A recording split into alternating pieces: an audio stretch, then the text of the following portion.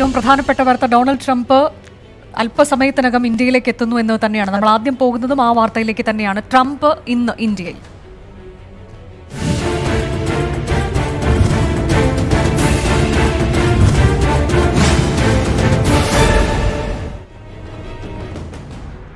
രണ്ട് ദിവസത്തെ ഇന്ത്യ സന്ദർശനത്തിനായി അമേരിക്കൻ പ്രസിഡന്റ് ഡൊണാൾഡ് ട്രംപ് ഇന്നെത്തും. ഉച്ചയ്ക്ക് 12ഓടെ അഹമ്മദാബാദ് വിമാനത്താവളത്തിൽ ട്രംപിനെ പ്രധാനമന്ത്രി നരേന്ദ്രമോദിയുടെ നേതൃത്വത്തിൽ സ്വീകരിക്കും.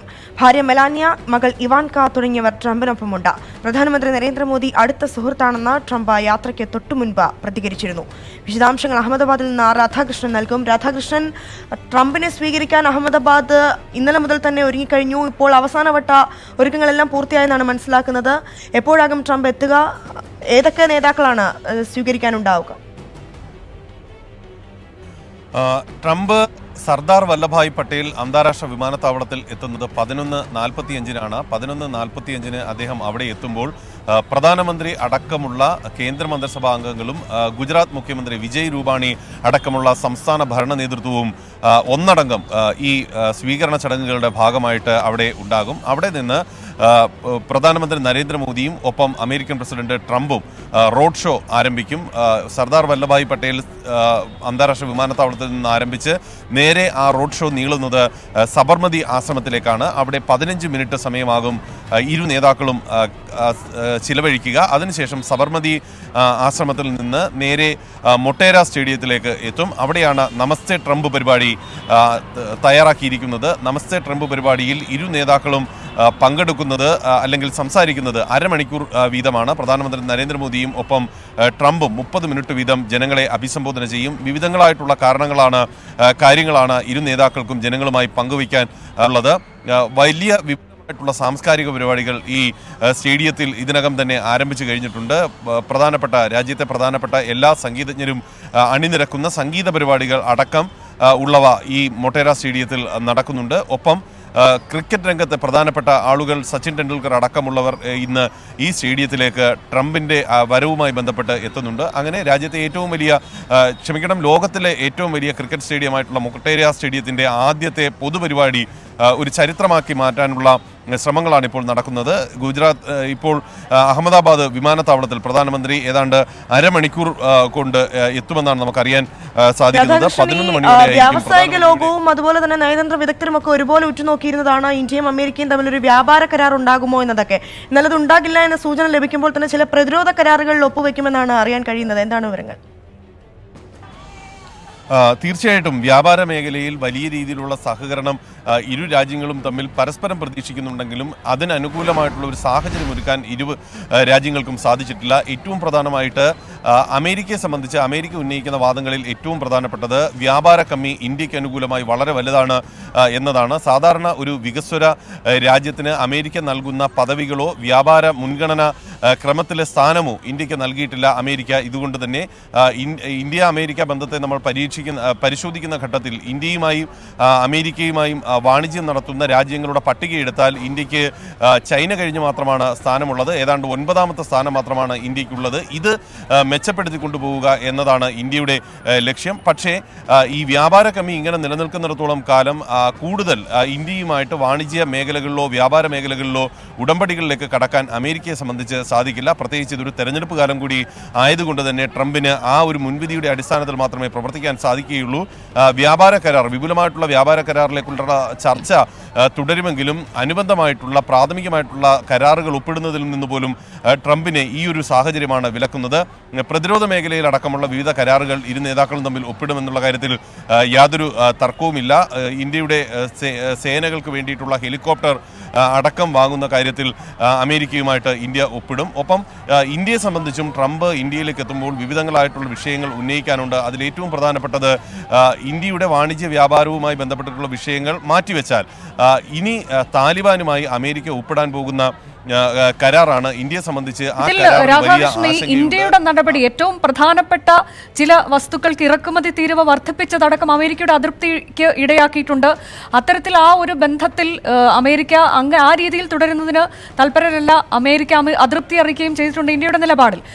അമേരിക്കയും അതേ രീതിയിലേക്ക് തന്നെ GSP-യിൽ നിന്നൊക്കെ ആ ഒരു നിലപാട് സ്വീകരിക്കുന്ന ഒരു ഘട്ടത്തിലാണ് ഇന്ത്യ അത്തരത്തിലേക്ക് പോയത്. എന്നാലും ഇതിൽ തീർച്ചയായും ഒരു മാറ്റം ഉണ്ടാകാനുള്ള സാധ്യത ഈ ഒരു സന്ദർശന കാലയളവിൽ നമുക്ക് പ്രതീക്ഷിക്കാൻ കഴിയുമോ? പ്രത്യേകിച്ച് വ്യാപാര സെക്രട്ടറി ഈ മീറ്റിംഗിൽ പങ്കെടുക്കുന്നില്ല, അമേരിക്കൻ പ്രസിഡന്റിനെ അനുഗമിക്കുന്നുമില്ല.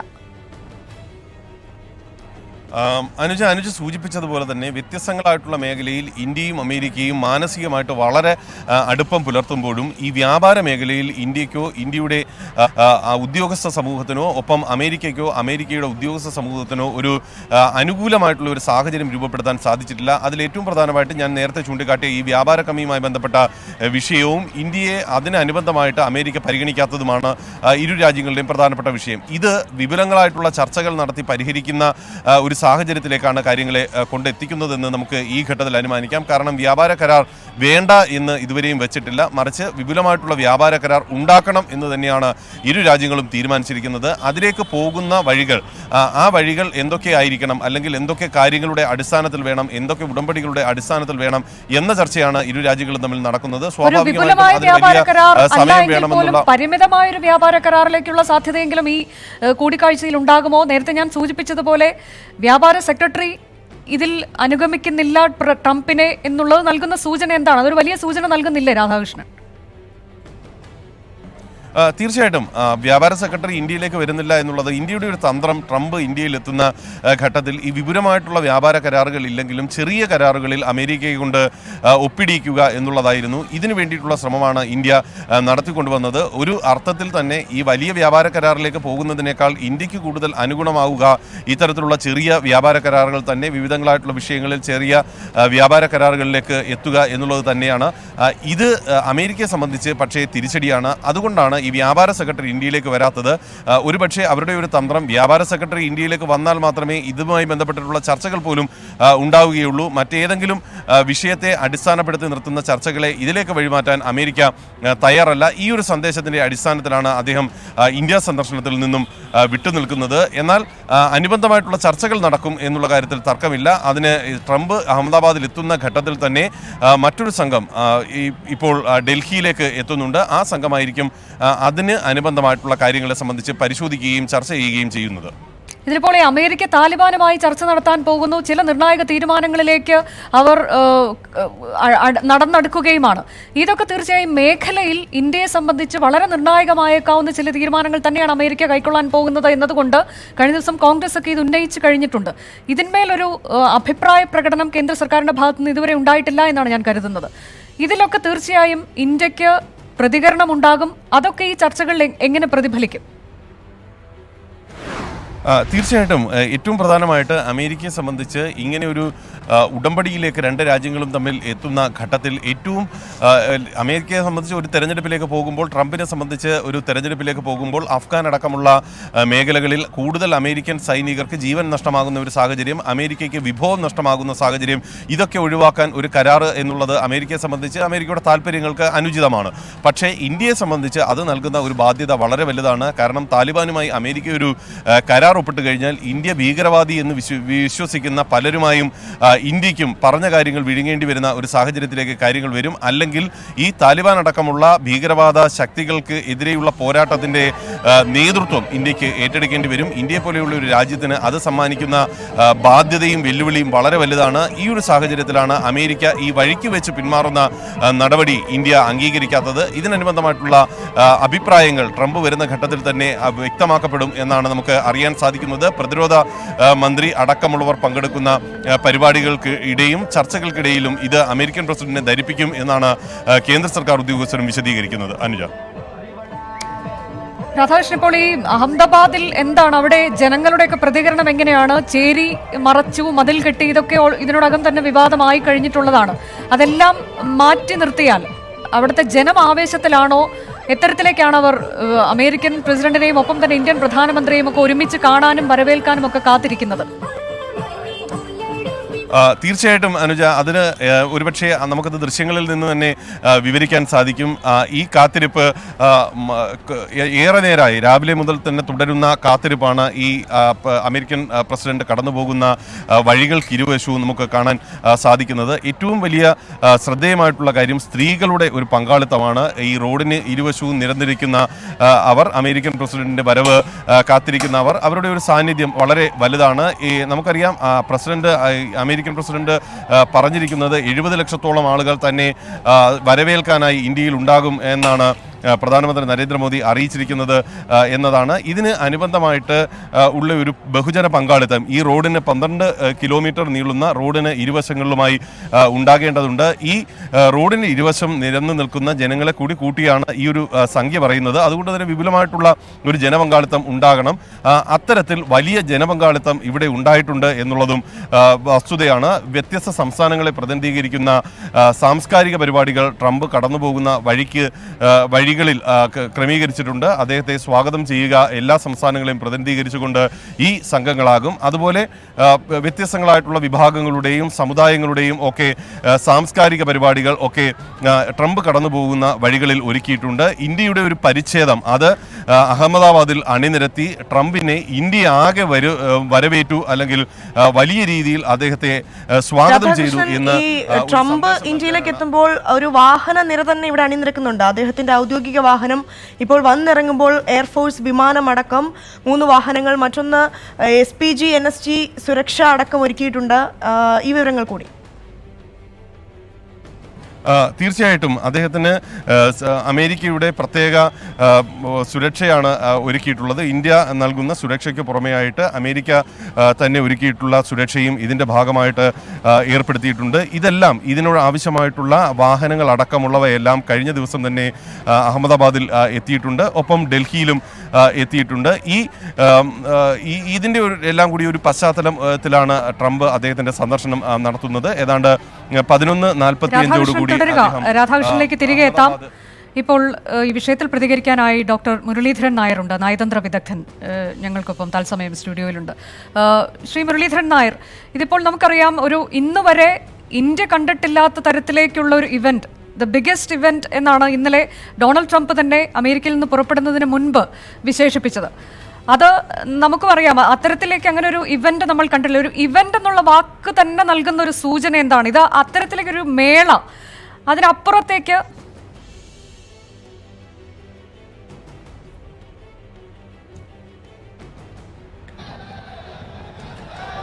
അതിഥിയിലേക്ക് വേഗം മടങ്ങിയെത്താമെന്നാണ് പ്രതീക്ഷിക്കുന്നത്. രാധാകൃഷ്ണൻ തുടരുന്നുണ്ട്. രാധാകൃഷ്ണൻ, ഇപ്പോൾ ട്രംപിനെ വരവേൽക്കുവാൻ വേണ്ടി വളരെ ആവേശത്തോടെ തന്നെയാണ് ഒരു ജനത അവിടെ അണിനിരന്നിരിക്കുന്നത്. എന്താണ്? തീർച്ചയായിട്ടും ഏതാണ്ട് 12 കിലോമീറ്റർ നീളുന്ന ഈ പാതയോരത്തിന് ഇരുവശങ്ങളിലുമായിട്ട് വലിയ ഒരു ജനക്കൂട്ടം തന്നെ തടിച്ചുകൂടിയിട്ടുണ്ട്. വ്യത്യസ്തമായിട്ടുള്ള സുരക്ഷാ സംവിധാനങ്ങൾ അടക്കമുള്ളവ ആണ് ഒരുക്കിയിരിക്കുന്നത്. ഈ ജനങ്ങളെല്ലാം നൽകുന്ന ഒരു സന്ദേശം, അല്ലെങ്കിൽ അവരുടെ ഒരു പ്രതീക്ഷ, അമേരിക്കയുമായിട്ടുള്ള ബന്ധം വലിയ രീതിയിൽ മാറുമെന്നും ആ ബന്ധത്തിൻ്റെ അടിസ്ഥാനത്തിൽ കൂടുതൽ സാധ്യതകൾ തുറക്കും എന്നുമുള്ളതാണ്. ഇതിനനുബന്ധമായിട്ടുള്ള പ്രതികരണങ്ങളാണ് ജനങ്ങളുടെ ഭാഗത്തു നിന്നും ഉള്ളത്. ട്രംപ് ഈ സബർമതി ആശ്രമത്തിലേക്ക് എത്തുന്നത് അതിനെ സംബന്ധിച്ച് ഏറ്റവും വലിയ ഒരു സൂചന കൂടിയാണ് അത് നൽകുന്നത്. ഇന്ത്യയുടെ രാഷ്ട്രപിതാവ് അദ്ദേഹത്തിൻ്റെ സ്മരണകൾ ഉറങ്ങുന്ന സബർമതി ആശ്രമത്തിലേക്ക് ട്രംപ് എത്തുമ്പോൾ അത് പ്രത്യേകിച്ച് അഹിംസയുടെ പ്രവാചകനായിട്ടുള്ള മഹാത്മാഗാന്ധിയുടെ മണ്ണിൽ ട്രംപ് എത്തുമ്പോൾ അത് നൽകുന്ന സന്ദേശം വളരെ വലുതാണ്. പ്രത്യേകിച്ച് ഭീകരവാദ വിരുദ്ധ നിലപാടുകൾ അടക്കം ഇതിൻ്റെ അനുബന്ധമായിട്ട് ഉണ്ടാകുമെന്ന പ്രതീക്ഷയാണ് ഇപ്പോൾ ഇതുമായി ബന്ധപ്പെട്ടുള്ളത്. അനുജ. രാധാകൃഷ്ണൻ, ഈ സ്കൂൾ കുട്ടികളുടെയൊക്കെ പരീക്ഷയൊക്കെ ഇത് ബാധിച്ചിട്ടുണ്ടോ? സ്കൂളുകൾക്കൊക്കെ അവധി നൽകിയിട്ടുണ്ടെന്ന് അറിയാൻ കഴിയുന്നുണ്ട്. പക്ഷേ CBSE പരീക്ഷ നടത്തുകയാണ്. അത്തരം വിദ്യാർത്ഥികളോട് വളരെ നേരത്തെ സ്കൂളുകളിലേക്ക് എത്തിച്ചേരുക എന്നൊക്കെ പറഞ്ഞിട്ടുണ്ട്. കർശനമായ സുരക്ഷയുണ്ട്. അപ്പോൾ അത്തരത്തിലേക്കൊക്കെ എങ്ങനെയാണ് അഹമ്മദാബാദിലെ ജനങ്ങൾ ഈ സുരക്ഷയുമായി ബന്ധപ്പെട്ട് അവർക്ക് ഏതെങ്കിലും തരത്തിലൊക്കെയുള്ള ബുദ്ധിമുട്ടുകളൊക്കെ അനുഭവിക്കേണ്ടി വരുന്നുണ്ടോ? അനുജ, അത്തരത്തിലുള്ള ഒരു പ്രകടമെന്ന് പറയാവുന്ന വിധത്തിലൊരു ബുദ്ധിമുട്ടുകളോ അല്ലെങ്കിൽ മറ്റേതെങ്കിലും വിധത്തിലുള്ള അസൗകര്യങ്ങളോ അഹമ്മദാബാദിന് ഉണ്ടായിട്ടുണ്ട് എന്ന് പറയാൻ സാധിക്കില്ല. കാരണം അതിനനുബന്ധമായിട്ടുള്ള ക്രമീകരണങ്ങളാണ് ഈ വിഷയത്തിൽ പ്രതികരിക്കുന്നതിനായി. ഡോക്ടർ മുരളീധരൻ നായർ, ഞാൻ ചോദിച്ചു വന്ന ചോദ്യം, നേരത്തെ ഞാൻ ചോദിക്കാൻ ശ്രമിച്ച ചോദ്യം, ഇന്നലെ തന്നെ ഡൊണാൾഡ് ട്രംപ് ഇന്ത്യയിലേക്ക് പുറപ്പെടുന്നതിന് മുൻപ് പറഞ്ഞത് ദ ഗ്രേറ്റസ്റ്റ് ഇവന്റ് എന്നൊരു വാക്കാണ് അദ്ദേഹം ഉപയോഗിച്ചത്. ഇന്ത്യ ഇതുവരെ കണ്ടിട്ടില്ല ഇത്തരത്തിലേക്കൊരു ഇവന്റ് എന്ന് അദ്ദേഹം പറയുന്നു. അത് പ്രധാനമന്ത്രി നരേന്ദ്രമോദി തന്നെ അറിയിച്ചതാണ് എന്നും പറയുന്നുണ്ട്. 1 കോടി ആളുകൾ എന്നുവരെ ഒരു ഘട്ടത്തിൽ ട്രംപ് അവകാശപ്പെടുകയും ചെയ്യുന്നു ഈ പരിപാടിയിൽ തന്നെയും ഒക്കെ കാണാനായി എത്തുന്നത് എന്ന രീതിയിലേക്ക്. ഇതൊരു ഇവന്റ് ആണ് എന്നതിനപ്പുറത്തേക്ക് നമുക്കറിയാം ഇതൊരു മേള തന്നെയാണ്. കാരണം ഈ നമസ്തേ ട്രംപ് എന്ന് പറയുന്നു, റോഡ് ഷോ എന്ന് പറയുന്നു, ഇതൊക്കെ ഇത്രയധികം ആളുകളെ കൂട്ടി നമ്മളിങ്ങനെ ഒന്നും കണ്ടിട്ടില്ല ഇതിനു മുൻപ്. അതിനപ്പുറത്തേക്ക് ഇതിൽ നമുക്ക് മെച്ചമുണ്ടാകാൻ പോകുന്നത് എന്താണ് എന്നതിലേക്ക് ശ്രദ്ധ കേന്ദ്രീകരിക്കുമ്പോൾ താങ്കൾക്ക് എന്താണ് അതിൽ പറയാനുള്ളത്? ഒന്നാമത് ട്രംപ് പറയുന്നത് ലോകത്ത് ആരും കാര്യമായി എടുക്കാറില്ല. കാരണം ട്രംപിന് എന്താണോ തോന്നുന്നത് അത് അപ്പോൾ അദ്ദേഹം പറയും. ഇനിയും എനിക്ക് എൻ്റെ ഭയം അതാണ്. ഇന്ന് രാത്രി എഴുന്നേറ്റിട്ട് 2 മണിക്ക് അദ്ദേഹം ചിലപ്പോൾ അദ്ദേഹത്തിൻ്റെ ഹോസ്റ്റിനെ തന്നെ എല്ലായിടത്തും അദ്ദേഹത്തെ ആരാണോ അതിഥി അദ്ദേഹത്തെ ഹോസ്റ്റ് ചെയ്യുന്നത് അവർക്കെതിരായിട്ട് ഫ്രാൻസിൽ കണ്ടതാണ്, ജർമ്മനിയിൽ കണ്ടതാണ്, ബ്രിട്ടനിൽ കണ്ടതാണ്, അദ്ദേഹത്തിന് വായിൽ തോന്നുന്നതെല്ലാം പറയും. അതിനെ കാര്യമായിട്ട് എടുക്കാൻ നാം പോയാൽ പിന്നെ അതൊന്നും മുന്നോട്ട് പോകാൻ ബുദ്ധിമുട്ടാണ്. അപ്പോൾ അത് നമുക്ക് വിട്ടുകളയാം. കാരണം ഗുജറാത്തിലെ ജനസംഖ്യ തന്നെ എനിക്ക് തോന്നുന്നു 5.5 കോടി ഉണ്ടാവുള്ളൂ. അഹമ്മദാബാദിലാണെങ്കിൽ ഒരു 55 അതൊന്നും നടക്കാത്ത കാര്യങ്ങളാണ്. അദ്ദേഹത്തിന് ആദ്യം പറഞ്ഞു 70 ലക്ഷം ആൾക്കാർ വരുന്ന മോഡി പറഞ്ഞു എന്ന്.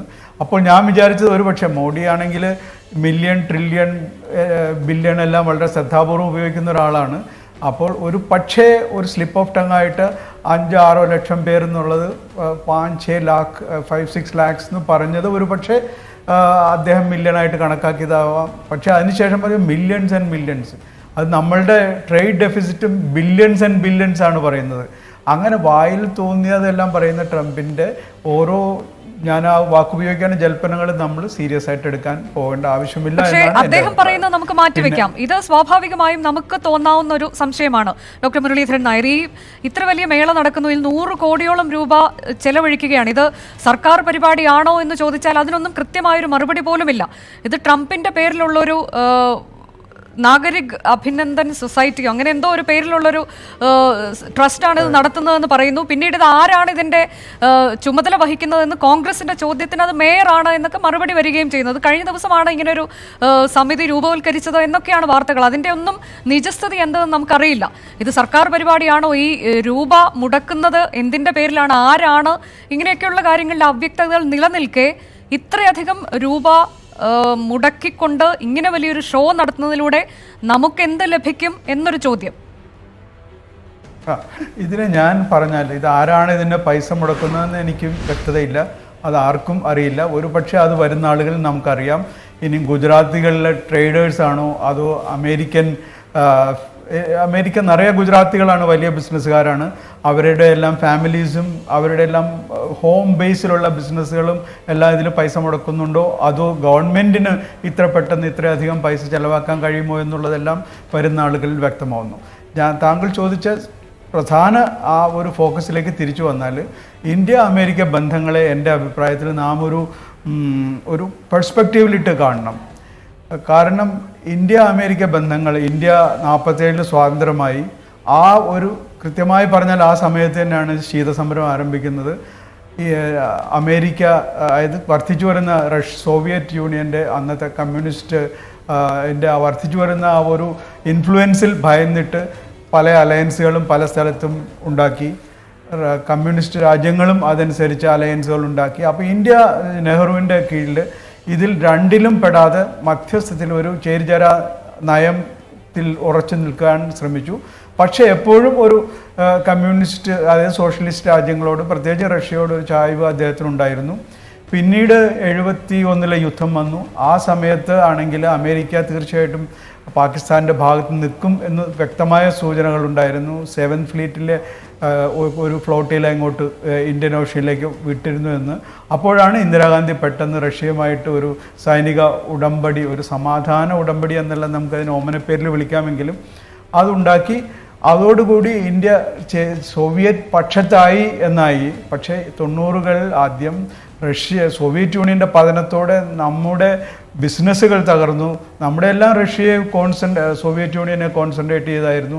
നമ്മുടെ സൈനിക യന്ത്രങ്ങളുടെ വരവ് നിലച്ചു. അപ്പോൾ തീർച്ചയായിട്ടും നമുക്കറിയാം ഡോക്ടർ മൻമോഹൻ സിംഗിൻ്റെ കീഴിൽ അല്ലെങ്കിൽ നരസിംഹറാവുവിൻ്റെ കീഴിൽ നാം ഒരു പ്രത്യേക രീതിയിലേക്ക് കിഴക്കോട്ട് നോക്കാൻ തുടങ്ങി. അമേരിക്കയിൽ നോക്കാനേ സാധിച്ചില്ലായിരുന്നു. റഷ്യയുടെ സാറ്റലൈറ്റ് എന്ന് വരെ പലരും ഇന്ത്യയെ ഉപമിക്കുമായിരുന്നു. ആ സമയത്ത് ഇന്ന് നമുക്ക് വേണ്ടത്, അതായത് സ്വാതന്ത്ര്യ സമരത്ത് ഒരു ചേരിചേരാ നയമുണ്ടെങ്കിൽ ഇന്ന് നമുക്ക് വേണ്ടത് പ്രത്യേകിച്ചും ചൈനയുടെ വളർച്ചയെ നാം സ്വാഗതം ചെയ്യുമ്പോഴും ചൈന ഒരു അസർട്ടീവ് എന്നുള്ള നിലയിലേക്ക് നിന്ന് ഒരു അഗ്രസീവായിട്ട് ഇൻഡോ പസഫിക് ഓഷ്യനിലും അതിലേക്ക് വരാം. ശ്രീ മുരളീധരൻ, ഇപ്പോൾ പ്രധാനമന്ത്രി നരേന്ദ്രമോദി അഹമ്മദാബാദിൽ എത്തിയിരിക്കുന്നു. അതിന്റെ തത്സമയ ദൃശ്യങ്ങളാണ് പ്രേക്ഷകർ കാണുന്നത്. ഡൊണാൾഡ് ട്രംപിനെ സ്വീകരിക്കുന്നതിന് വേണ്ടിയാണ് അദ്ദേഹം എത്തിയിട്ടുള്ളത്. വിമാനത്താവളത്തിൽ ഇറങ്ങി അദ്ദേഹം പുറത്തേക്ക് വരികയാണ്. 11:40 ഡൊണാൾഡ് ട്രംപ് അഹമ്മദാബാദ് വിമാനത്താവളത്തിൽ എത്തുന്നത്. സ്വീകരിക്കുന്നതിന് വേണ്ടിയാണ് പ്രധാനമന്ത്രി നരേന്ദ്രമോദി എത്തിയിരിക്കുന്നത്. ഒപ്പം തന്നെ കേന്ദ്ര ആഭ്യന്തരമന്ത്രി അമിത്ഷാ, ഗവർണർ അടക്കമുള്ളവരും ഡൊണാൾഡ് ട്രംപിനെ സ്വീകരിക്കാനായി എത്തുന്നുണ്ട്. തുടർന്നാണ് റോഡ് ഷോ നടക്കുക. റോഡ് ഷോയ്ക്കിടയിലാണ് അദ്ദേഹം സബർമതി ആശ്രമത്തിൽ എത്തുന്നത്. അവിടെ സന്ദർശനം നടത്തിയ ശേഷം വീണ്ടും റോഡ് ഷോ തുടരും. അതിനുശേഷം മൊട്ടേര സ്റ്റേഡിയത്തിലേക്ക് പോകും. പിന്നീടാണ് നമസ്തേ ട്രംപ് എന്ന പരിപാടി ആരംഭിക്കുന്നത്. ഇതിൽ അരമണിക്കൂർ വീതം 2 നേതാക്കളും സംസാരിക്കുമെന്ന തരത്തിലേക്കൊക്കെയാണ് ഇപ്പോഴത്തെ പരിപാടി എന്നാണ് അറിയാൻ കഴിയുന്നത്. പിന്നീട് അദ്ദേഹം ആഗ്രയിലേക്ക് തിരിക്കും. നാളെയാണ് നയതന്ത്ര ലോകം ഉറ്റുനോക്കുന്ന ആ കൂടിക്കാഴ്ച നടക്കുക. രാഷ്ട്രപതിയുടെ അത്താഴ വിരുന്നടക്കം ഒരുക്കിയിട്ടുണ്ട്. നാളെ രാത്രി അമേരിക്കയിലേക്ക് മടങ്ങുകയും ചെയ്യും ഡൊണാൾഡ് ട്രംപ്. ശ്രീ മുരളീധരൻ നായർ, ഇപ്പോൾ ഇൻഡോ പസഫിക് മേഖലയിലൊക്കെ ചൈനയുടെ ഒരു ഇടപെടൽ, അതിന്മേലൊക്കെ നമുക്കറിയാം വലിയ ഫ്രിക്ഷൻ ഉണ്ട്. അതിൽ ഇന്ത്യ അടക്കമുള്ളവർക്ക് അതൃപ്തിയുണ്ട്. ഒരു സ്വതന്ത്രമായൊരു മേഖല എന്നത് ഇന്ത്യയെ സംബന്ധിച്ച് അത് ഒരു പ്രശ്നം. നമ്മളുടെ ഒരു ഏറ്റവും വലിയ ആ മേഖലയിൽ നമ്മൾക്ക് അത്തരത്തിലേക്കൊരു ഇടമുണ്ടാകണമെന്ന് നമ്മളുടെ ഒരു ആവശ്യം കൂടിയാണ്. അതിന്മേലൊക്കെയുള്ള എന്തെങ്കിലും തരത്തിലുള്ള നയപരമായ തീരുമാനങ്ങൾ അതൊക്കെ നമ്മൾ ഈ ഘട്ടത്തിൽ പ്രതീക്ഷിക്കാൻ കഴിയുമോ? ഇന്ത്യ, ജപ്പാൻ, ഓസ്ട്രേലിയ, അമേരിക്ക എന്ന തരത്തിലേക്കുള്ള ഒരു കൂട്ടുകെട്ട്, അതിൽ ചൈനയുടെ പൂർണ്ണമായുള്ള നിയന്ത്രണത്തെയൊക്കെ മറികടന്നുകൊണ്ട് അത്തരത്തിലേക്കുള്ള കാര്യങ്ങളല്ലേ നമ്മൾ പ്രതീക്ഷിക്കേണ്ടതും? തീർച്ചയായിട്ടും ഞാൻ പറഞ്ഞാൽ ഈ ഒരു സന്ദർശനത്തിൽ വലിയ അത്ഭുതങ്ങളൊന്നും ആരും പ്രതീക്ഷിക്കേണ്ടതാണ് എൻ്റെ അഭിപ്രായം. കാരണം നമുക്ക് അമേരിക്കയുമായിട്ടുള്ള പ്രധാന പ്രശ്നം വാണിജ്യത്തിൻ്റെതാണ്. അതിന് അവരുടെ വാണിജ്യകാര്യ പ്രതിനിധി, അവരുടെ മന്ത്രി തലത്തിലുള്ള ഉദ്യോഗസ്ഥനാണ് റോബർട്ട് ലൈറ്റ്ഹൈസർ. അദ്ദേഹം വരുന്നില്ല എന്ന് തന്നെ പ്രഖ്യാപിച്ചതോടുകൂടി വാണിജ്യകാര്യങ്ങളിലുള്ള തർക്കങ്ങളിൽ ഉടനെ ഒരു പ്രതിവിധി ഉണ്ടാകും എന്ന് ഞാൻ പ്രതീക്ഷിക്കുന്നില്ല.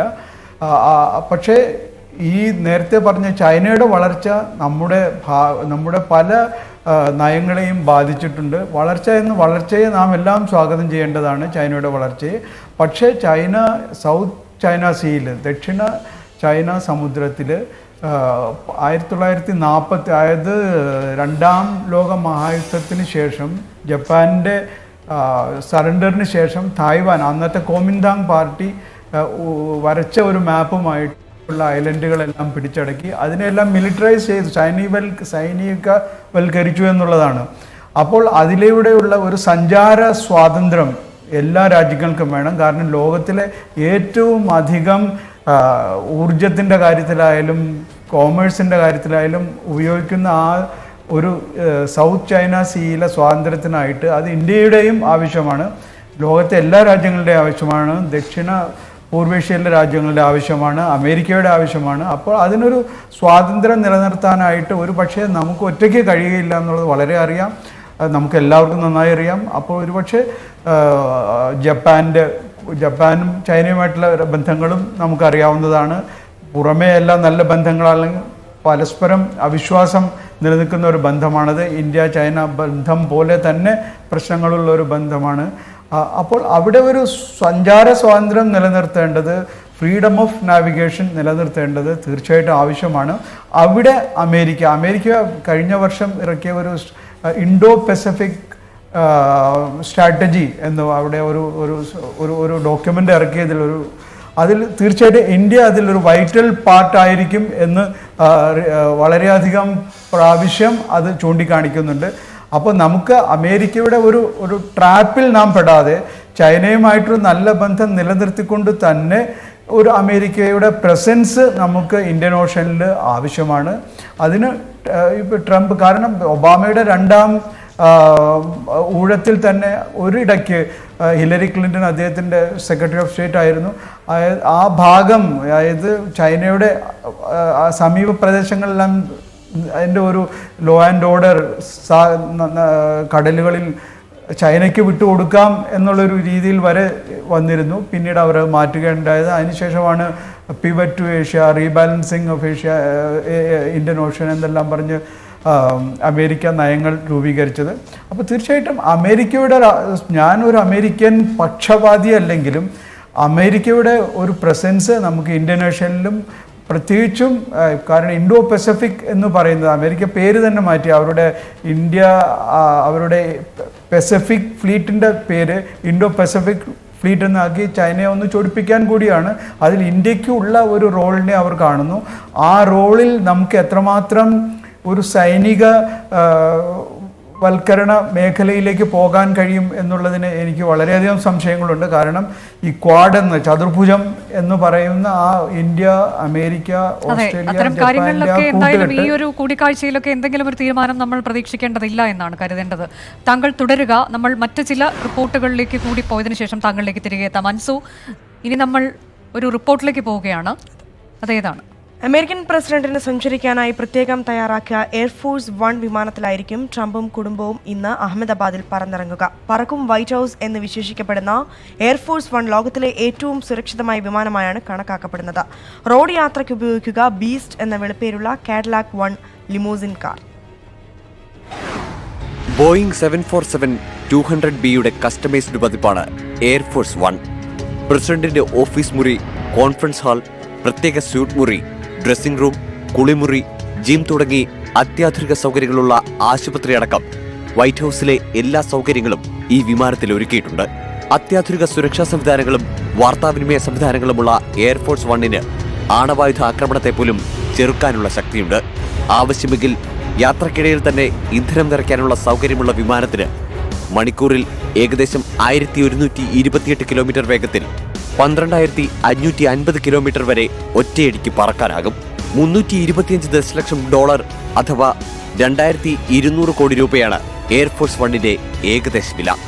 ട്രംപിന്റെ റോഡ് മാർഗമുള്ള യാത്രയ്ക്കായി ബീസ്റ്റ് ലിമോസിൻ കാർ കഴിഞ്ഞ ദിവസം അഹമ്മദാബാദിൽ എത്തിച്ചിട്ടുണ്ട്. ട്രംപ് പ്രസിഡന്റായ ശേഷം പ്രത്യേകം നിർമ്മാണം പൂർത്തിയാക്കിയ 2018 ലിമോസിൻ മോഡലാണിത്. $16 ലക്ഷം നിർമ്മാണ ചെലവ്, അഥവാ 11.5 കോടി രൂപ. ആണവ കെമിക്കൽ ആക്രമണങ്ങളെ പ്രതിരോധിക്കാൻ ശേഷിയുള്ള ബീസ്റ്റിന്റെ body dual hard steel, aluminium, titanium, ceramic എന്നിവ ചേർത്താണ് നിർമ്മിച്ചിരിക്കുന്നത്. അടിയന്തര സാഹചര്യങ്ങളിൽ ശുദ്ധവായു ലഭിക്കുന്നതിനായി ഓക്സിജൻ ടാങ്ക്, വൈദ്യസഹായത്തിനായി ട്രംപിന്റെ രക്തഗ്രൂപ്പിലുള്ള ശീതീകരിച്ച രക്തബാങ്ക് തുടങ്ങി അമ്പരപ്പെടുത്തുന്ന സജ്ജീകരണങ്ങളാണ് ബീസ്റ്റിലുള്ളത്. Research desk 24.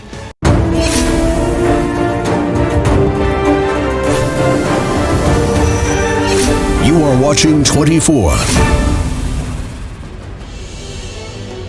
ന്യൂസ് ട്രാക്ക് തുടരുകയാണ്. ഡൊണാൾഡ് ട്രംപിന്റെ ഇന്ത്യ സന്ദർശനം തന്നെയാണ് ഏറ്റവും പ്രധാനപ്പെട്ട വാർത്ത. ഹിന്ദി ട്വീറ്റ് വന്നിട്ടുണ്ട്. ആവേശത്തിലാണ്, യാത്രയിലാണ്, അതിൽ വളരെ പുതിയൊരു ട്വീറ്റാണ്. ഹിന്ദി ട്വീറ്റ് ആണ് വന്നിരിക്കുന്നത്. അതാണ് ഇന്നലെ അദ്ദേഹം ബാഹുബലിയുടെ ആ വീഡിയോ റീട്വീറ്റ് ചെയ്യുകയാണ്. ഇന്നിപ്പോൾ വന്നിരിക്കുന്നതാണ് ഈ ഹിന്ദി ട്വീറ്റ് അല്ലെ? എന്താണ് അദ്ദേഹം പറയുന്നത് അതിനകത്ത്? ഞാൻ വളരെ ആവേശത്തിലാണ്, യാത്രയിലാണെന്ന് പറഞ്ഞിട്ടാണ്, യാത്രക്കിടയിൽ ട്വീറ്റ് ചെയ്തതാണെന്നാണ് മനസ്സിലാക്കുന്നത്. ശരി, എന്തായാലും വളരെ അപ്ഡേറ്റഡ് ആയി അദ്ദേഹം ഈ ഓരോ നിമിഷത്തിലും എന്ന രീതിയിലേക്ക് അമേരിക്കൻ പ്രസിഡന്റ് തന്റെ വികാരങ്ങളൊക്കെ പങ്കുവയ്ക്കുകയാണ് ട്വിറ്ററിലൂടെ. അതിഥിയിലേക്ക് തിരികെ മടങ്ങുകയാണ് ന്യൂസ് ട്രാക്ക്. ഡോക്ടർ മുരളീധരൻ നായരാണ് ഈ വിഷയത്തിൽ പ്രതികരിക്കാനായി ഞങ്ങളുടെ സ്റ്റുഡിയോയിലുള്ളത്. ഡോക്ടർ മുരളീധരൻ നായർ, ഈ നമുക്കറിയാം ഹൗഡി മോഡി എന്ന പരിപാടി അത് അമേരിക്കയിലെ ഇന്ത്യൻ കമ്മ്യൂണിറ്റി സംഘടിപ്പിച്ചതാണ്. അവിടെ ട്രംപ് എത്തി, അതൊരു അപ്രതീക്ഷിത രീതിയിൽ ആണ് എല്ലാവരും അതിനെ കണ്ടത്. അന്ന് തന്നെ നമുക്കറിയാം, അന്ന് മോദി പറഞ്ഞത് അബ് കി ബാത് ട്രംപ് കി സർക്കാർ എന്നതായിരുന്നു. ഒരുപക്ഷെ ഈ ട്രംപിന് വേണ്ടിയിട്ട് നരേന്ദ്രമോദി ഒരു തെരഞ്ഞെടുപ്പ് പ്രചാരണം തുടങ്ങി വെക്കുന്ന രീതിയിലേക്കൊക്കെ അന്ന് അതിന് വ്യാഖ്യാനങ്ങൾ ഉണ്ടായിരുന്നു. ഇപ്പോൾ അതിന് പകരം എന്ന രീതിയിലേക്ക് ഇങ്ങോട്ടേക്ക് അദ്ദേഹം എത്തുകയാണ്. ഏറ്റവും പ്രധാനപ്പെട്ട ട്രംപിന്റെ ലക്ഷ്യം എന്ന് പറയുന്നത് അമേരിക്കൻ തെരഞ്ഞെടുപ്പ് തന്നെയല്ലേ? ട്രംപിന്റെ വിജയം ഇവിടെ വലിയൊരു ഗുജറാത്തി സമൂഹത്തെ അഭിസംബോധന ചെയ്യാൻ അദ്ദേഹം വരുമ്പോൾ അവിടെയുമുണ്ട് വലിയ ഗുജറാത്തി സമൂഹം അമേരിക്കയിൽ. വലിയ രീതിയിൽ ഫണ്ട് കൈകാര്യം ചെയ്യുന്നവരാണവർ. അപ്പോൾ ഇതൊക്കെ തന്നെയാണ് അദ്ദേഹത്തിന്റെ ലക്ഷ്യം എന്ന് പറഞ്ഞാൽ നമുക്കതിനെ അവഗണിക്കാൻ കഴിയുമോ? എല്ലാം ഇതും ഒരുപക്ഷെ കാരണമായേക്കാം. കാരണം ട്രംപിന് ഇപ്പോൾ ഏറ്റവും വലിയ പ്രശ്നം ഒന്ന് വാണിജ്യ ബന്ധങ്ങൾ. അമേരിക്കയുടെ ട്രേഡ് ഡെഫിസിറ്റ് ലോകത്ത് എവിടെയെല്ലാം ഉണ്ടോ, കാരണം ലോകത്ത് ഏറ്റവും കൂടുതൽ ട്രേഡ് ഡെഫിസിറ്റ് ഉള്ള രാജ്യം അമേരിക്കയാണ്. അപ്പോൾ അതിൽ നിന്നെല്ലാം രക്ഷപ്പെടുക എന്നുള്ളത് ട്രംപിൻ്റെ ഏറ്റവും വലിയ ഒരു അജണ്ടയാണ്. അത് അദ്ദേഹം ആദ്യമേ പറഞ്ഞിരുന്നു. കാരണം അമേരിക്ക ഫസ്റ്റ് എന്നാണ് അത് അദ്ദേഹത്തിൻ്റെ ഒരു ഏറ്റവും വലിയ മുദ്രാവാക്യം. അതിൽ കുറേയെല്ലാം അദ്ദേഹം വിജയിച്ചിട്ടുമുണ്ട്. അമേരിക്കയിൽ തൊഴിലവസരങ്ങൾ കൂട്ടുന്നതിലോ അമേരിക്കയിലെ ട്രേഡ് ഡെഫിസിറ്റ് കുറയ്ക്കുന്നതിലോ അവരുടെ GDP വർദ്ധിപ്പിക്കുന്നതിലെല്ലാം അദ്ദേഹം നല്ലൊരു അതിർത്തി വരെ വിജയിച്ചിട്ടുമുണ്ട്. ഇനി ഇലക്ഷൻ്റെ കാര്യം പറഞ്ഞാൽ ഇന്ത്യൻ വോട്ടേഴ്സ് എൻ്റെ അറിവിൽ ഏകദേശം 5 ലക്ഷം പേരിൽ കൂടുതൽ അമേരിക്കയിൽ ഉണ്ടാകാൻ വഴിയില്ല. അപ്പോൾ അതും പരന്നു കിടക്കുകയാണ് അമേരിക്കയിൽ, 1-2 കോൺസ്റ്റിറ്റ്യുവൻസിയിലല്ല. അപ്പോൾ അതുകൊണ്ട് അവരെല്ലാം പക്ഷേ ട്രംപിന് ഒന്നിച്ച് തന്നെ വോട്ട് ചെയ്യും എന്നുള്ള വിശ്വാസമില്ല എനിക്ക്. എങ്കിലും തന്നെ അതൊരു വലിയ ഒരു ശതമാനം വോട്ടായിട്ട് കണക്കാക്കുന്നില്ല. പക്ഷേ താങ്കൾ സൂചിപ്പിച്ചതുപോലെ അവിടെയുള്ള ഗുജറാത്തി ബിസിനസ്മെൻ ഇപ്പോഴെല്ലാം മോഡിയുടെയോ അല്ലെങ്കിൽ ട്രംപിൻ്റെയോ ആരാധകരാണ്. അവരെല്ലാം വലിയ തോതിൽ ട്രംപിൻ്റെ, കാരണം അമേരിക്കൻ ഇലക്ഷനെ എല്ലാം ബാധിക്കുന്നത് ഫണ്ടിങ് ആണ്. അതിന് അവർക്ക് നല്ലൊരു എമൗണ്ട് ഫണ്ടിങ് ലീഗലായിട്ട് ചെയ്യാൻ കഴിയും എന്നുള്ളത് തീർച്ചയായിട്ടും ഒരു വലിയ കാര്യം. പക്ഷേ അതിനായിട്ട് അദ്ദേഹം 30-34 മണിക്കൂർ യാത്ര ചെയ്ത് ഇന്ത്യയിലേക്ക് വരുന്നു എന്ന് ഞാൻ വിശ്വസിക്കുന്നില്ല. കാരണം ഇന്ത്യ അമേരിക്ക ബന്ധങ്ങളുടെ ഒരു ആഘോഷം അല്ലെങ്കിൽ ഒരു സെലിബ്രേഷൻ ആയിട്ടാണ് ഇതിനെ നമ്മൾ നിഷ്പക്ഷമായിട്ട് നോക്കിയാൽ കാണാൻ കഴിയില്ല. ഇപ്പോൾ നമുക്കറിയാം ഈ ഇംപീച്ച്മെന്റിന് ശേഷമൊക്കെ അദ്ദേഹം തൽക്കാലം ഒന്ന് രക്ഷപ്പെട്ട് വന്നിരിക്കുന്ന ഒരു സമയമാണ്. അദ്ദേഹത്തിന്റെ ഒരു ഇമേജ് എത്രത്തോളം ഉണ്ട് എന്ന് ചോദിച്ചാൽ നമുക്കതിന് വളരെ പോസിറ്റീവായ ഒരു മറുപടി ഇല്ല. ആ ഘട്ടത്തിലേക്കാണ് ഇന്ത്യയിലേക്ക് വേണ്ടി മാത്രമായി ഒരു അമേരിക്കൻ പ്രസിഡന്റ് വരുന്നു എന്ന പ്രത്യേകത കൂടിയുണ്ട്. ഒരു തെരഞ്ഞെടുപ്പ്, പ്രത്യേകിച്ച് ഈ ഒരു തെരഞ്ഞെടുപ്പ് കാലത്തൊക്കെ ഇങ്ങനെ ഒരു വിദേശ രാജ്യത്തേക്ക് സന്ദർശനം നടത്തുക എന്നതും സാധാരണമായി നടക്കാറുള്ള ഒരു കാര്യമാണോ ഡോക്ടർ മുരളീധരൻ നായർ? അല്ല, തീർച്ചയായിട്ടും ട്രംപിൻ്റെ വിശ്വാസം ജനങ്ങളെ എത്ര കൂട്ടാൻ കഴിയുമോ അദ്ദേഹത്തിൻ്റെ ഇമേജ് അത്രയധികം. കാരണം അതാണ് അദ്ദേഹത്തിൻ്റെ എല്ലാ ട്വീറ്റുകളിലും അദ്ദേഹത്തിൻ്റെ എല്ലാ ഇൻ്റർവ്യൂവിലും പ്രതിഫലിച്ച് കണ്ടത്. എനിക്ക് അവിടെ ഒരു 10 ലക്ഷം പേരുണ്ടാവും, 7 ലക്ഷം പേരുണ്ടാവും, ദശലക്ഷങ്ങൾ എന്നെ കാണാൻ വരും എന്നുള്ളതെല്ലാം ഒരു ട്രംപ് സ്റ്റൈലാണത്. ഇതിന് ഒരു ഇമ്പാക്റ്റ് തീർച്ചയായിട്ടും ഉണ്ടാകും. പക്ഷേ നാം ഇതിനെ ശ്രദ്ധിക്കേണ്ട കാര്യം ഡൊണാൾഡ് ട്രംപിന്, അതായത് ഒരു കൺസർവേറ്റീവ് ഗ്രൂപ്പ് അമേരിക്കയിലെ ഒരു ബ്ലൂ കോളർ വർക്കേഴ്സ് അല്ലെങ്കിൽ അവിടുത്തെ ഇവാഞ്ചലിക് സഭകൾ, ഒരു ഗ്രൂപ്പ് അദ്ദേഹത്തിനുണ്ട് കൺസർവേറ്റീവ്. അദ്ദേഹം അവരുടെ ഇടയിൽ അദ്ദേഹത്തിനുള്ള ഒരു സപ്പോർട്ട് അല്ലെങ്കിൽ അതിൻ്റെ യഥാർത്ഥ വാക്ക് എനിക്ക് വരുന്നില്ല, അത് കൂടി വരികയാണ്. ആക്ച്വലി ആ ഒരു ഗ്രൂപ്പ് പിന്തുണ അദ്ദേഹത്തിന് ആ ഒരു ഗ്രൂപ്പിൽ അദ്ദേഹത്തിൻ്റെ ആ ഒരു കോൺസ്റ്റിറ്റ്യുവൻസിയിൽ തീർച്ചയായിട്ടും കൂടി തന്നെ വരികയാണ്. അപ്പോൾ അതിന് ഡെമോക്രാറ്റുകൾക്കോ അല്ലെങ്കിൽ മറ്റേതെങ്കിലും കക്ഷികൾക്കോ അതിനെ ഡെൻഡ് ചെയ്യാൻ, അതിനെ തകർക്കാൻ കഴിയുകയോ അല്ലെങ്കിൽ അതിനെ ക്ഷീണിപ്പിക്കാൻ കഴിയും എന്നെനിക്ക് തോന്നുന്നില്ല. തീർച്ചയായിട്ടും ഇത്രയധികം ജനങ്ങൾ ഒരുപക്ഷെ ഹ്യൂസ്റ്റണിൽ കണ്ട ആ ഒരു ഹൗഡി മോഡി ഇവൻറ്റിൽ തന്നെ ഒരുപക്ഷെ ഡൊണാൾഡ് ട്രംപ് കണ്ട അല്ലെങ്കിൽ അഭിസംബോധന ചെയ്ത ഏറ്റവും വലിയ സഭ അതാവാൻ വഴിയുണ്ടെന്ന് പറയുന്നു. അപ്പോൾ ഇത് അദ്ദേഹത്തിനെ ഒരുപക്ഷെ രോമാഞ്ചം അണിയിച്ചേക്കാം എന്നുള്ളതിൻ്റെ അപ്പുറം ഇതിന് അദ്ദേഹത്തിന് ഒരു തെരഞ്ഞെടുപ്പിനെ എത്രമാത്രം സഹായിക്കും എനിക്ക് വളരെയധികം സംശയമുണ്ട്. ശരി, അതാണ് താങ്കളുടെ ആ വിഷയത്തിലുള്ള നിലപാട്. ഞങ്ങൾ താങ്കളിലേക്ക് തിരികെ എത്താം. ഇപ്പോൾ അൻസു, നമ്മൾ രാധാകൃഷ്ണനിലേക്ക് പോവുകയാണ്. രാധാകൃഷ്ണൻ കൂടി ചേരുകയാണ് അഹമ്മദാബാദിൽ നിന്നും. രാധാകൃഷ്ണൻ, ഒരു അമേരിക്കൻ പ്രസിഡന്റിന് ഇന്ത്യയിൽ കിട്ടാവുന്ന ഏറ്റവും വലിയൊരു സ്വീകരണത്തിനാണ് ഇപ്പോൾ അഹമ്മദാബാദ് സാക്ഷ്യം വഹിക്കാൻ പോകുന്നത്. ഈ ഒരു ഘട്ടത്തിൽ നരേന്ദ്രമോദി അവിടെ ഇതിന് മുന്നോടിയായി സ്വീകരിക്കാൻ വേണ്ടി എത്തിച്ചേർന്നിട്ടുമുണ്ട്. അഹമ്മദാബാദിൽ നൽകാൻ കഴിയുന്ന ഏറ്റവും പുതിയ വിവരങ്ങൾ എന്താണ്? തീർച്ചയായിട്ടും അൻസുവും ഒപ്പം അനുജയും സൂചിപ്പിച്ചതുപോലെ തന്നെ ഈ അഹമ്മദാബാദ് നഗരം അക്ഷരാർത്ഥത്തിൽ ഇപ്പോൾ ട്രംപിന് വേണ്ടിയാണ് ഒരുങ്ങിയിരിക്കുന്നത്. ട്രംപിനെ സ്വീകരിക്കാൻ വേണ്ടിയിട്ടുള്ള വിപുലമായിട്ടുള്ള ഒരുക്കങ്ങൾ പൂർത്തിയായി കഴിഞ്ഞിരിക്കുന്നു. ഇതിനനുബന്ധമായിട്ടുള്ള സുരക്ഷാ ക്രമീകരണങ്ങളും പൂർത്തിയായി കഴിഞ്ഞിട്ടുണ്ട്. ഇപ്പോൾ ട്രംപ് എത്തുന്നത് 11:45-നാണ്. അനുബന്ധമായി പ്രധാനമന്ത്രി ഇതിനകം തന്നെ സർദാർ വല്ലഭായ് പട്ടേൽ അന്താരാഷ്ട്ര വിമാനത്താവളത്തിൽ എത്തിയിട്ടുണ്ട്. അവിടെ നിന്നാണ് ഈ റോഡ് ഷോ, രണ്ട് നേതാക്കളും തമ്മിൽ പങ്കെടുക്കുന്ന റോഡ് ഷോ ആരംഭിക്കുന്നത്. ഈ റോഡ് ഷോ കടന്നു പോകുന്ന വഴികൾ എല്ലാം ഇപ്പോൾ പോലീസ് വാഹനം അടക്കമുള്ളവ നിരോധിച്ച് അവിടെ കൃത്യമായിട്ട് ആരെയും കടത്തിവിടാത്ത ഒരു സാഹചര്യമാണ് ഉള്ളത്. അതുകൊണ്ട് എല്ലാവിധത്തിലുള്ള സുരക്ഷാ ക്രമീകരണങ്ങളും പൂർത്തിയായി കഴിഞ്ഞു. റോഡിന് ഇരുവശവും ട്രംപിനെയും പ്രധാനമന്ത്രി നരേന്ദ്രമോദിയെയും കാണാനായി റോഡിന് ഇരുവശവും വലിയ ജനക്കൂട്ടമാണ് നമുക്ക് എല്ലാ സ്ഥലങ്ങളിലും കാണാനായി സാധിക്കുന്നത്. നേരത്തെ സൂചിപ്പിച്ചതുപോലെ തന്നെ 70 ലക്ഷം എന്ന ഒരു കണക്ക് അത് പ്രധാനമന്ത്രി നരേന്ദ്രമോദി അദ്ദേഹത്തോട് പറഞ്ഞു എന്നാണ് ട്രംപ് പറയുന്നത്. പക്ഷേ അനുബന്ധമായി ഒരു വിശദീകരണമോ ഒന്നും സർക്കാരിൻ്റെ ഭാഗത്തു നിന്ന് ഇതുവരെയും വന്നിട്ടില്ല. 70 ലക്ഷം എന്ന കണക്കിൽ സംശയമുണ്ടെങ്കിലും ജനപങ്കാളിത്തം കൊണ്ട് അഹമ്മദാബാദിൽ നടക്കുന്ന ഈ ചടങ്ങ് അതൊരു വലിയ ശ്രദ്ധേയമായിട്ടുള്ള കാര്യമായിരിക്കും എന്ന കാര്യത്തിൽ തർക്കമില്ല. സ്ത്രീകളടക്കമുള്ള ആളുകൾ വ്യത്യസ്ത വിഭാഗങ്ങളെ പ്രതിനിധീകരിച്ചുകൊണ്ട് വ്യത്യസ്ത സ്ഥലങ്ങളിൽ നിന്ന് എത്തിയിട്ടുള്ള, ഗുജറാത്തിൻ്റെ വിവിധ ഭാഗങ്ങളിൽ നിന്ന് എത്തിയിട്ടുള്ളത്, രാജസ്ഥാനിൽ നിന്ന്, ഈ കാണുന്ന ദൃശ്യങ്ങളിലുള്ളവർ രാജസ്ഥാനിൽ നിന്ന് എത്തിയവരാണ്. ആ സമീപ സംസ്ഥാനങ്ങളിൽ നിന്നും എത്തിയവർ അടക്കം ഈ റോഡിന് ഇരുവശവും അണിനിരന്ന് നിൽക്കുകയാണ്. ഇപ്പോൾ സമയം ഏതാണ്ട് 11 മണി ആകാൻ പോകുന്നതേയുള്ളൂ. ഇനി ഏതാണ്ട് 1 മണിക്കൂർ കൂടി വേണം ഇവിടേക്ക് ട്രംപ് വരാനായി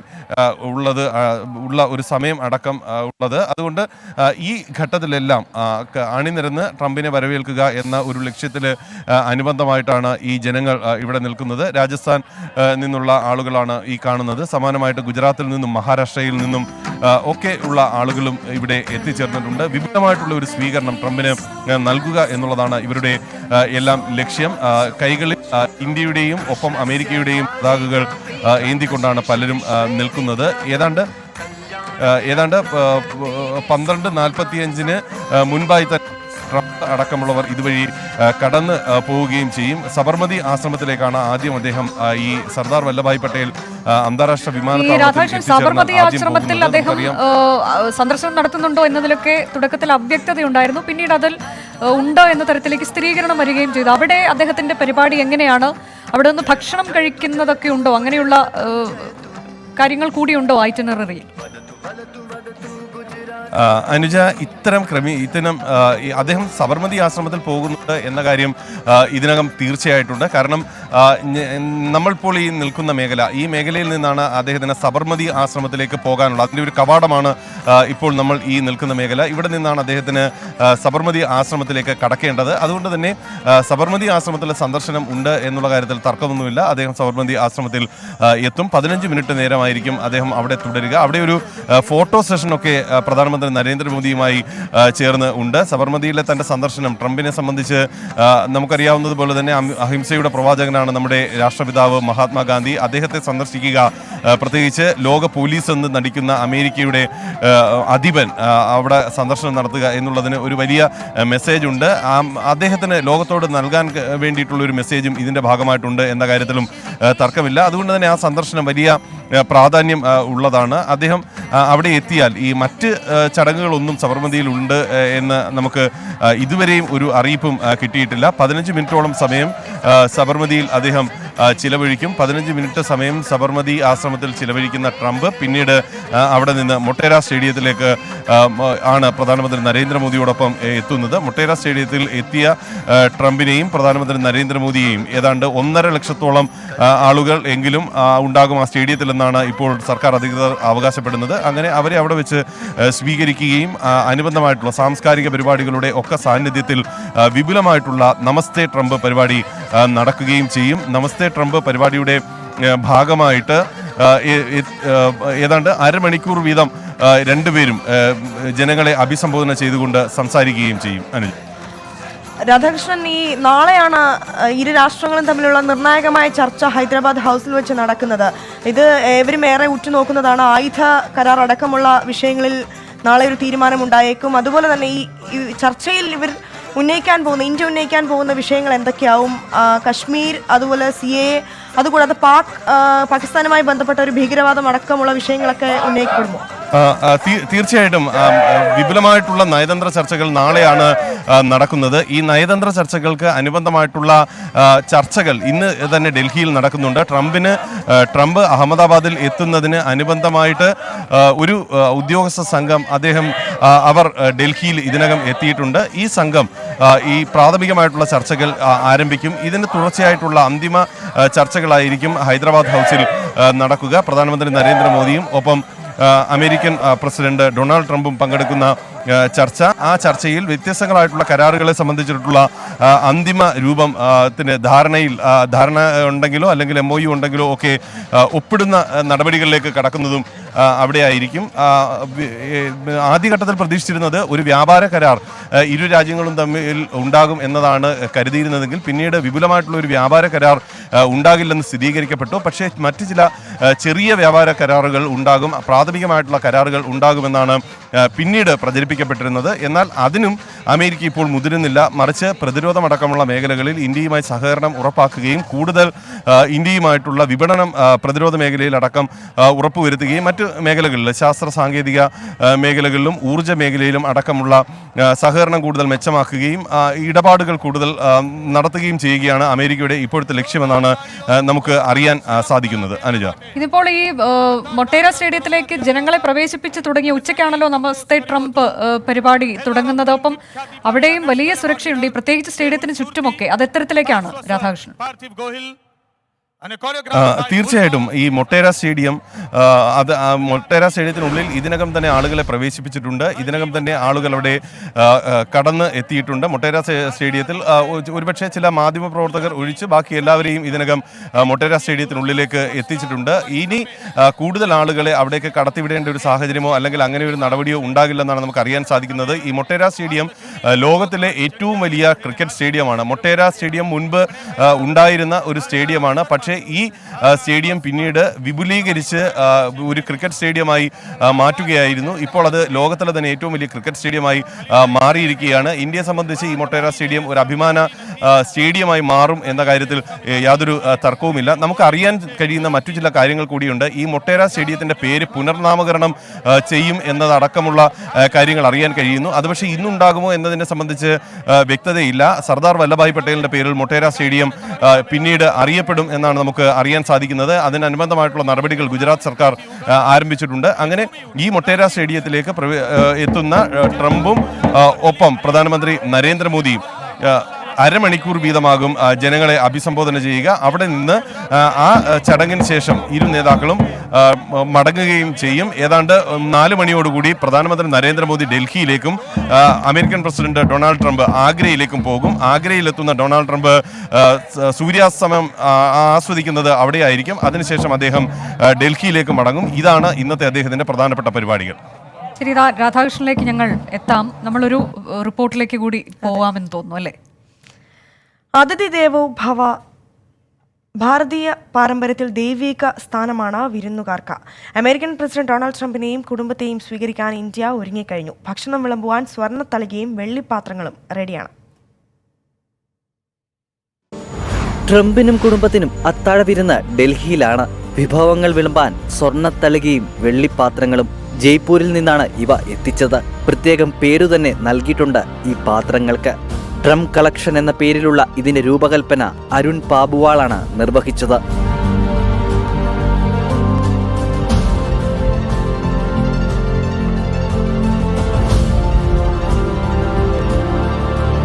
മുൻ അമേരിക്കൻ പ്രസിഡന്റ് ബരാക് ഒബാമയ്ക്ക് ഇതേ സ്വീകരണം നൽകിയിരുന്നു.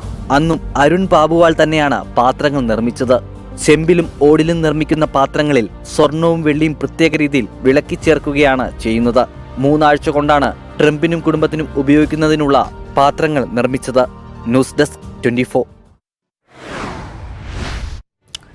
അതിഥിയിലേക്ക് ഒരിക്കൽ കൂടി പോവുകയാണ്. ഡോക്ടർ മുരളീധരൻ നായർ, ഈ പൗരത്വ നിയമ ഭേദഗതിയുമായി ബന്ധപ്പെട്ടൊക്കെ ഇതിനോടകം തന്നെ ചില പ്രതികരണങ്ങളൊക്കെ അവിടെ നിന്ന് നമ്മൾ കേട്ടുകഴിഞ്ഞതാണ്. ഇപ്പോൾ കഴിഞ്ഞ ദിവസം വൈറ്റ് ഹൗസ് മതസ്വാതന്ത്ര്യവുമായി ബന്ധപ്പെട്ട വിഷയത്തിൽ ട്രംപും മോദിയും ഒരു പ്രൈവറ്റ് ടോക്ക് ഉണ്ടാകുമെന്ന തരത്തിലേക്ക് കൂടി പ്രസ്താവന പുറപ്പെടുവിച്ചിട്ടുണ്ട്. അപ്പം നമുക്കറിയാം ഈ കശ്മീർ വിഷയം, അതിൽ തന്നെ പാകിസ്ഥാൻ ഒക്യുപ്പൈഡ് കശ്മീരിൽ നിന്ന് പാകിസ്ഥാനെ തുരത്താൻ കഴിയുന്നത് എങ്ങനെയാണ് എന്നതിലേക്കൊക്കെയാണ് നമ്മൾ ഇനി ശ്രദ്ധ കേന്ദ്രീകരിക്കേണ്ടതെന്നാണ് 370 എടുത്തു കളഞ്ഞതിന് ശേഷം ആഭ്യന്തരമന്ത്രി പറഞ്ഞത്. അപ്പോൾ ഇത്തരം കാര്യങ്ങളിലേക്ക് കൂടി പോകുന്ന തരത്തിലേക്ക് താങ്കൾക്ക് കേൾക്കാൻ കഴിയുന്നില്ലേ ഞാൻ പറയുന്നത്? ബ്രേക്ക് ചെയ്യുന്നുണ്ടോ ശബ്ദം? ഇപ്പോൾ വലിയ കുഴപ്പമില്ലാന്ന് തോന്നുന്നു. ഞാൻ ചോദിച്ചത് ഈ പൗരത്വ നിയമ ഭേദഗതിയുമായി ബന്ധപ്പെട്ടൊക്കെ ഇതിനോടകം അമേരിക്കയുടെ ഭാഗത്ത് നിന്ന് ചില പ്രതികരണങ്ങൾ വന്നിട്ടുണ്ട്. ഇപ്പോൾ ഈ കഴിഞ്ഞ ദിവസം വൈറ്റ് ഹൗസ് പറയുന്നത് മതസ്വാതന്ത്ര്യത്തിൽ ഒരു പ്രൈവറ്റ് ടോക്ക് ഇരു നേതാക്കളും തമ്മിൽ ഉണ്ടാകുമെന്നാണ്. ഒപ്പം തന്നെ 370 എടുത്തു കളഞ്ഞതിന് ശേഷം ഇനി പാക് ഒക്യുപ്പൈഡ് കശ്മീരിൽ നിന്ന് എങ്ങനെ പാകിസ്ഥാനെ തുരത്താം എന്നതാണ് നമ്മൾ ആലോചിക്കേണ്ടത് എന്നൊക്കെ അമിത്ഷാ പറയുകയും ചെയ്തിട്ടുണ്ട്. ഈ വിഷയങ്ങളിലേക്കൊക്കെ കൂടി കടന്നു പോകുന്ന തരത്തിൽ നയതന്ത്ര ചർച്ചകളൊക്കെ ഉണ്ടാകും എന്ന് താങ്കൾ കരുതുന്നുണ്ടോ, അത്തരം മേഖലകളിലേക്കൊക്കെ ശ്രദ്ധ കേന്ദ്രീകരിച്ചുകൊണ്ട്? തീർച്ചയായിട്ടും ഈ പറഞ്ഞ മേഖലകളിലെല്ലാം ചർച്ചകൾ ഉണ്ടാകും എന്ന് അമേരിക്കൻ സ്റ്റേറ്റ് ഡിപ്പാർട്ട്മെൻറ്റ് സൂചിപ്പിച്ചിരുന്നു. 1-2 ദിവസം മുമ്പ് അവർ ഇത് വ്യക്തമാക്കിയിരുന്നു. കാരണം അമേരിക്കൻ പ്രസിഡന്റ് ഇന്ത്യയിൽ വന്നിട്ട് ഇത്തരം പ്രശ്നങ്ങളിൽ സെൻസിറ്റീവായിട്ടുള്ള കാര്യങ്ങളിൽ ചർച്ച നടത്താതെ പോവുക എന്ന് പറഞ്ഞാൽ തീർച്ചയായിട്ടും അതൊരു കാര്യമല്ല. തീർച്ചയായിട്ടും ഈ കാര്യങ്ങളെല്ലാം സംസാരിക്കും. പിന്നെ മതസ്വാതന്ത്ര്യം എന്ന് പറഞ്ഞാൽ അമേരിക്കയിലെ ഒരു വലിയ വിഭാഗം കോൺഗ്രസ്മെൻറ്റിൻ്റെ ഒരു വളരെയധികം സെൻസിറ്റീവായിട്ടുള്ള ഒരു ഇഷ്യൂ ആണ്.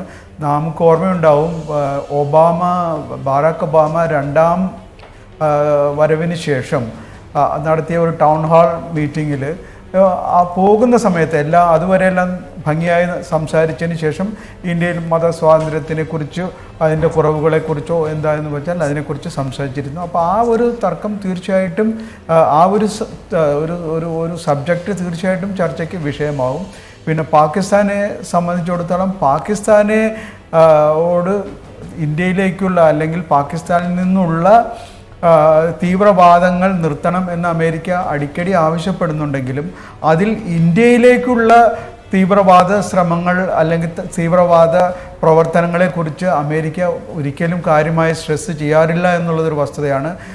അമേരിക്ക പാകിസ്ഥാനോട് തീവ്രവാദ പ്രവർത്തനങ്ങൾ നിർത്തണം, കടിഞ്ഞാടിടണം, അല്ലെങ്കിൽ അത് കംപ്ലീറ്റ് ആയിട്ട് നിർത്തണം എന്ന് പറയുന്നത് ലോകത്ത് പ്രത്യേകിച്ചും അമേരിക്കൻ ടാർഗറ്റുകൾക്ക് നേരെ ഉണ്ടാകാവുന്ന ആക്രമണങ്ങളെ ഉദ്ദേശിച്ചാണ്. അതുകൊണ്ട് ഇന്ത്യക്കെതിരെ ആക്രമണങ്ങൾ നടത്തുന്ന പാകിസ്ഥാനിലെ തീവ്രവാദി ഗ്രൂപ്പുകൾ വളരെ ശ്രദ്ധാപൂർവം അത് അമേരിക്കൻ ടാർഗറ്റുകളുടെ നേരെ വളരെ വളരെ അപൂർവമായേ തിരിയാറുള്ളൂ. അവർ ഇന്ത്യയെ തന്നെ കോൺസെൻട്രേറ്റ് ചെയ്യുന്നു. അത് LET ആയാലും JEM ആയാലും മറ്റ് സംഘടനകളായാലും. പിന്നെ കാശ്മീർ ഇഷ്യൂ തീർച്ചയായിട്ടും ഡൊണാൾഡ് ട്രംപ് പല പ്രാവശ്യം ആവർത്തിച്ചതാണ്. ഇതിന് ഞാൻ മീഡിയേഷന് തയ്യാറാണ്, അങ്ങനെ ഇന്ത്യ ആവശ്യപ്പെട്ടിട്ടുണ്ട് എന്ന് പോലും അദ്ദേഹം പറയുകയുണ്ടായി. ഇന്ത്യ പിന്നീട് അത് തള്ളിക്കളയുന്ന ഒരു സാഹചര്യമൊക്കെ വന്നിട്ടുണ്ട്. അത് എനിക്ക് തോന്നുന്നു അങ്ങനെ ഇന്ത്യ ഒരിക്കലും, കാരണം ഇത് 1948 ശേഷം ഇന്ത്യ വളരെയധികം സ്ഥിരമായിട്ട് കൺസിസ്റ്റൻ്റ് ആയിട്ട് എടുക്കുന്ന ഒരു സ്റ്റാൻഡാണ് ഇത്. ഇന്ത്യ പാക് പ്രശ്നങ്ങൾ പ്രത്യേകിച്ചും 71 യുദ്ധത്തിന് ശേഷം സിംലാൽ കരാർ ഉണ്ടായതിന് ശേഷം ഇത് ഒരു ബൈലാറ്ററൽ ഇഷ്യൂ ആക്കി മാറ്റാൻ ഇന്ത്യക്ക് കഴിഞ്ഞു. അപ്പോൾ ഇത് ഇന്ത്യ പാക് ബന്ധങ്ങൾ ഈ ചർച്ച ചെയ്യാൻ, കശ്മീർ അടക്കമുള്ള പ്രശ്നങ്ങൾ ചർച്ച ചെയ്യാൻ ഇപ്പോൾ ഐക്യരാഷ്ട്രസഭയുടെ സെക്രട്ടറി ജനറലും ഗുട്ടറസും പറഞ്ഞിരുന്നല്ലോ. അപ്പോൾ എല്ലാം ഇന്ത്യ സ്ഥിരമായിട്ട് കൺസിസ്റ്റൻ്റായിട്ട് എടുക്കുന്ന ഒരു കാര്യമാണ്. ഇതിൽ മധ്യസ്ഥ ശ്രമം ആവശ്യമില്ല, ഒരു തേർഡ് പാർട്ടി ഇൻ്റർവെൻഷനോ അല്ലെങ്കിൽ തേർഡ് പാർട്ടി മീഡിയേഷൻ്റെ ആവശ്യമില്ല. ഇന്ത്യ പാക് പ്രശ്നങ്ങൾ പാക് ഉഭയകക്ഷി ചർച്ചകളിലൂടെ പരിഹരിക്കപ്പെടേണ്ടതാണ് എന്നുള്ള ഒരു സ്റ്റാൻഡാണ്. പിന്നെ കാശ്മീരിലെ പ്രശ്നങ്ങൾ അവിടെ ഇപ്പോൾ യൂറോപ്യൻ യൂണിയനിൽ നിന്നുള്ള ഒരു ഡെലിഗേഷൻ അത് മോഡിയെ സപ്പോർട്ട് ചെയ്യുന്ന ഒരു ഗ്രൂപ്പായിരുന്നു ആദ്യം പോയിരുന്നെങ്കിൽ, ഇപ്പോൾ പോയ അംബാസഡർമാർ മിക്കവാറും ഒരു ക്രോസ് സെക്ഷൻ ആയിരുന്നു ഡൽഹിയിലുള്ളവർ. അവരും പറഞ്ഞത് കുറേയെല്ലാം അവിടുത്തെ സ്ഥിതിഗതികൾ ഭേദപ്പെട്ടിട്ടുണ്ടെന്നാണ്. പക്ഷേ എല്ലാവരും അടിക്കടി ആവശ്യപ്പെടുന്ന ഒരു കാര്യം രാഷ്ട്രീയ തടവുകാരെ റിലീസ് ചെയ്യുക എന്നുള്ളതാണ്. അത് അത്ര എളുപ്പം നടക്കുന്ന കാര്യം ആണെന്ന് ഞാൻ വിശ്വസിക്കുന്നില്ല. കാരണം കാശ്മീരിലെ പഞ്ചായത്ത് ഇലക്ഷൻ ഇപ്പോൾ വരാൻ പോകുന്നുണ്ട്. കാശ്മീരിൽ ഏറ്റവും പുതിയതായിട്ട് ഞാൻ മനസ്സിലാക്കിയത് ഒരു പുതിയ രാഷ്ട്രീയ കക്ഷി കോൺഗ്രസിൽ നിന്നും PDPയിൽ നിന്നും നാഷണൽ കോൺഫറൻസിൽ നിന്നും എല്ലാം പിരിഞ്ഞു പോകുന്ന ചിലർ ചേർന്ന് ഒരു രാഷ്ട്രീയ കക്ഷി ഉണ്ടാക്കിയിട്ടുണ്ട്. പഞ്ചായത്ത് ഇലക്ഷൻ വേഗം വേണം, അതേപോലെ കാശ്മീരിൽ നിന്ന് സ്റ്റേറ്റ്ഹുഡ് വേണം എന്നെല്ലാം ആവശ്യപ്പെട്ടുകൊണ്ട് അതെനിക്ക് തോന്നുന്നു ഒരു മിതവാദി ആയ ഒരു ഗ്രൂപ്പായിരിക്കാം അത് വരുന്നത്. അപ്പോൾ തീർച്ചയായിട്ടും ഈ ഒരു കാര്യങ്ങൾ ചർച്ചയ്ക്ക് വരിക തന്നെ ചെയ്യും. പക്ഷേ ഒരു കാര്യം നാം ശ്രദ്ധിക്കേണ്ടത്, ഈ സമയത്ത് ഡൊണാൾഡ് ട്രംപിൻ്റെ സ്ഥാനത്ത് മറ്റൊരു ഡെമോക്രാറ്റ് പാർട്ടിയുടെ ഒരു പ്രസിഡന്റ് ആയിരുന്നെങ്കിൽ കശ്മീർ പ്രശ്നത്തിലും ആർട്ടിക്കിൾ 370 കാര്യത്തിലും CAA കാര്യത്തിലും എല്ലാം വളരെ ശക്തമായ സമ്മർദ്ദം ഇന്ത്യയുടെ മേൽ പുലർത്തിയതിന്. പക്ഷേ ഇപ്പോൾ ഡൊണാൾഡ് ട്രംപ് ചെയ്യുന്നത് പറഞ്ഞു പോവുകയാണ്. ഹീസ് പാസിങ് ത്രൂ സഡൻ ചില കാര്യങ്ങൾ ഇങ്ങനെ പറഞ്ഞ് അങ്ങ് പോവുകയല്ലാതെ ഒരു ശക്തമായൊരു സമ്മർദ്ദം ഇന്ത്യക്ക് മേൽ ചെലുത്തുന്നുണ്ട് എന്ന് ഞാൻ വിശ്വസിക്കുന്നില്ല.